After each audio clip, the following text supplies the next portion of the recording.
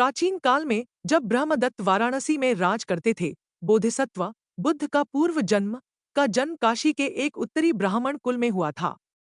बड़े होने पर बोधिसत्व ने संसार त्याग दिया और तपस्वी ऋषि का जीवन अपनाया। उन्होंने उच्च मानसिक शक्तियां, अभिज्ञा और समाधि प्राप्त की और 500 शिष्यों के साथ हिमालय के वनों में रहने लगे। एक बार वर्षा ऋतु आने पर शिष्यों ने गुरु से मनुष्यों के वास स्थान पर जाकर नमक और सिरका लाने की अनुमति मांगी। बोधिसत्व ने उन्हें अनुमति दे दी और कहा कि वर्षा काल समाप्त होने पर लौट आना। शिष्य वाराणसी पहुंचे और राजा की अनुमति से शाही उद्यान में ठहर गए।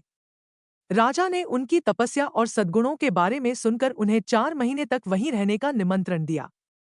एक दिन नगर में मदिरा महोत्सव, शराब पीने का उत्सव मनाया जा रहा था।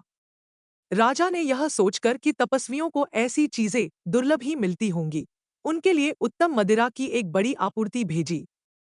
500 तपस्वियों ने वह शराब पी ली। मदिरा के प्रभाव से उनका संयम और विवेक नष्ट हो गया।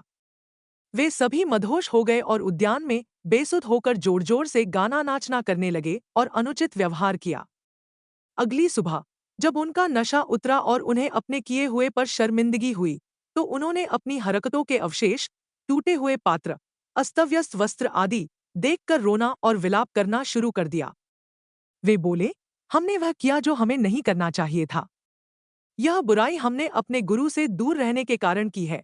शर्मिंदा होकर वे तुरंत उद्यान छोड़कर हिमालय में अपने गुरु के पास लौट गए।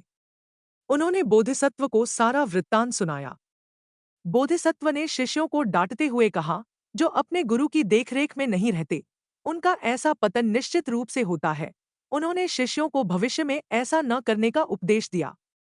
बोधिसत्व की पहचान बुद्ध ने कहानी समाप्त करते हुए बताया कि उस समय के 500 शिष्य इस जन्म में मेरे शिष्य थे और उस समय के गुरु यानी तपस्वी मैं, बोधिसत्व ही था। सीख।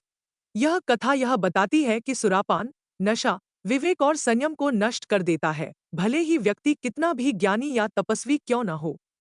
इसीलिए बौद्ध धर्म में मद्यपान को एक बड़ा पाप माना गया है।